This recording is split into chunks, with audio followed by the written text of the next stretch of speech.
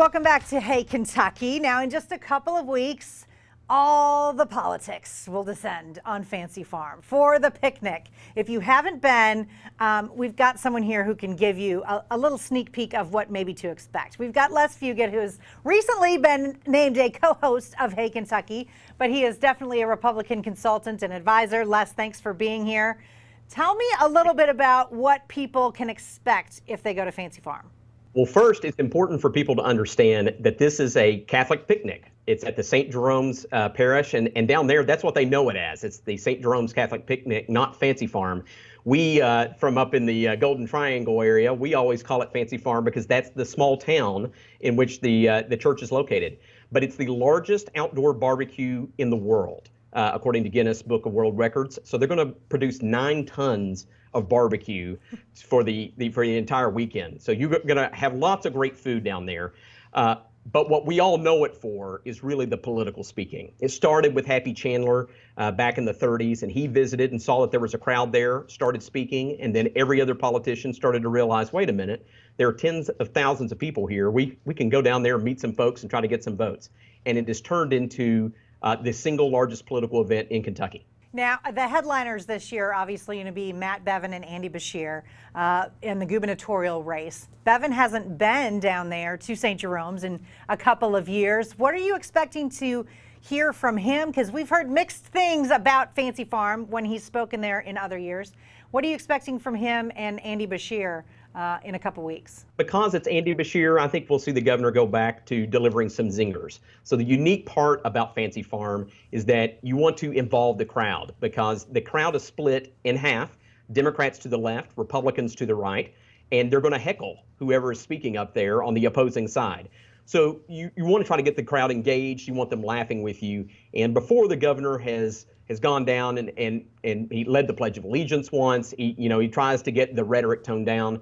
But my guess is he'll turn up the heat a little bit because it's Andy Beshear. For Andy, I think he's going to try to focus and not mess up. Really, that's the goal of every single candidate when you go to Fancy Farm. You don't want to make a mistake because it can live on forever. We saw former Lexington Mayor Scotty Basler have a bad moment at Fancy Farm, and it was turned into an ad. People think it's the thing that derailed him from becoming a United States Senator. So for me, as a voter, if I'm looking at these two guys, and Andy Beshear seems a little buttoned up to me, is this an opportunity for him to maybe interact with the crowd in a better way and maybe let some of his personality out? Absolutely. It's a great opportunity, not just at the Fancy Farm picnic grounds, but before it, there are events throughout Western Kentucky where voters will have a chance to get to meet and get to know him, and reporters will be following him for every minute of that. And it is a chance for everyone to see kind of who he is as he relates to voters there on the ground. But it's also a chance to show off your funny side and show that you have a sense of humor. Sometimes you can even crack jokes at yourself to get the crowd involved and engaged. Hey, self-deprecating humor is never a bad thing. I do want to talk about some of the other, races that will be talked about down there, including the Attorney General's race. What are you looking forward to for that? Yeah, so you've got this image of, Daniel Cameron, the Republican nominee, who's kind of this clean-cut guy. And so I think folks are going to be able to, they're wanting to know, can he stand the heat of Fancy Farm? And then you've got an old political hand in Greg Stumbo, the Democratic nominee, who's been to Fancy Farm many times, has spoken at Fancy Farm. He certainly knows it, but he's got a colorful past. And so you're going to see a lot of opportunity for people to attack him. And you're going to see probably characters in the crowd talking about both of the candidates and trying to move folks in the direction of the preferred candidate. It really is a political theater show. It's not just what occurs on stage that's important, but what occurs off stage as well.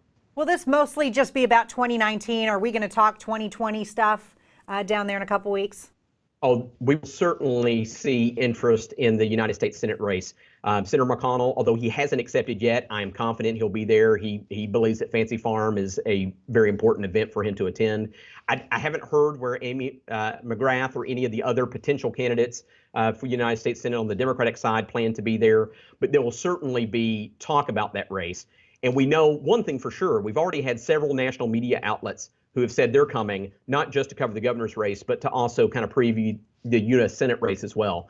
it receives a lot of national attention, and oftentimes it's picked up by C-SPAN to be broadcast nationally because it's so unique in terms of American politics. Thank you so much, Les, for sharing your insight on this. We look forward to seeing all the interesting things that always do come out of Fancy Farm. Thanks for being with us. Absolutely. All right, stay with us. More Hey Kentucky after this.